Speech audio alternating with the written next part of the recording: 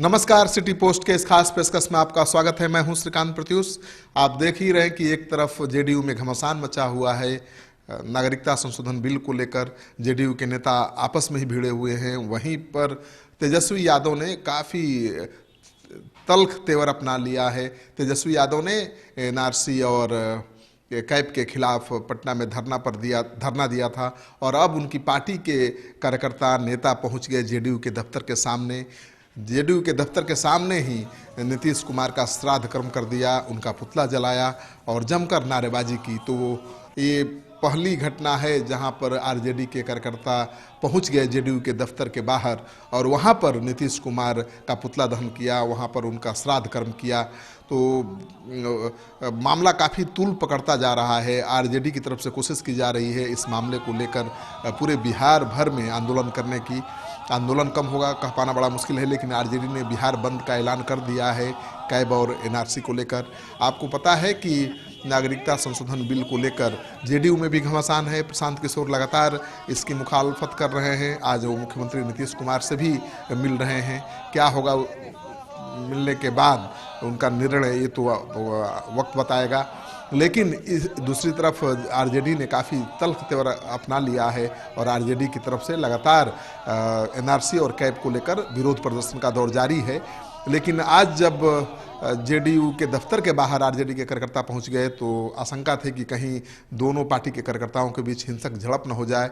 लेकिन गनीमत थी कि जेडीयू के पार्टी दफ्तर में ज़्यादा लोग नहीं थे और किसी ने कोई विरोध नहीं किया।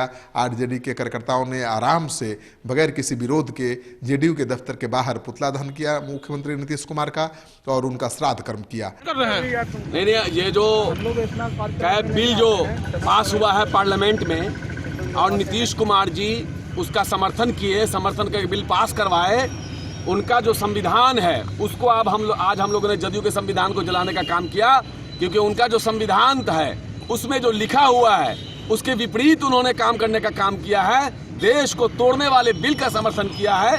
एक मुस्लिम विरोधी, दलित विरोधी, अति पिछड़ा विरोधी, आरक्षण विरोधी बिल का समर्थन किया है। अंबेडकर विरोधी, बाबा साहब का जो संविधान है उसके विरोधी नीतीश कुमार जी का स्वाहा किया गया है। गांधी विरोधी जो नीति है उसके खिलाफ गांधी विरोधी जो नीति है उसका समर्थन करने का काम किया है।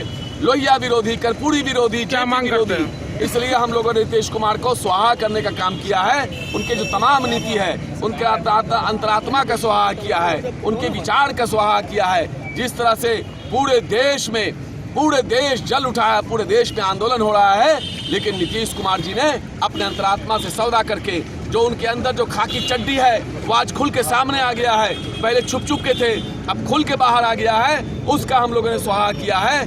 देश की जनता, बिहार की जनता कभी नीतीश कुमार जी को माफ नहीं करने वाली है। आज ये साबित हो गया कि इस देश में एकमात्र नेता है जो भाजपा के विषैले दांत को तोड़ने का मादा रखता है, उसका नाम लालू यादव, तेजस्वी यादव है। आज तेजस्वी यादव जी के नेतृत्व में एक बड़ा आंदोलन शुरू हुआ है। पूरे देश में आंदोलन चल रहा है, चलता रहेगा और जब तक ये बिल वापस नहीं लिया जाएगा, इस बिल का ये काला कानून खत्म नहीं किया जाएगा, ये आंदोलन जारी रहेगा।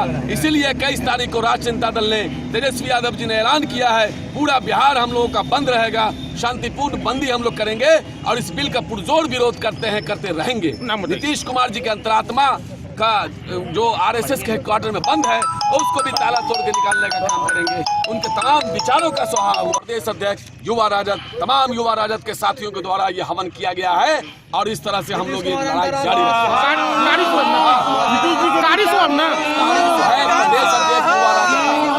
तो अब राजनीति में हमला तेज हो गया है, क्योंकि अब तो विधानसभा चुनाव 2020 में होना है, समय बहुत कम है। तो अभी से सभी राजनीतिक पार्टियां चुनावी तैयारी में जुट गई हैं और उनके हाथ सबसे बड़ा चुनावी मुद्दा लग गया है।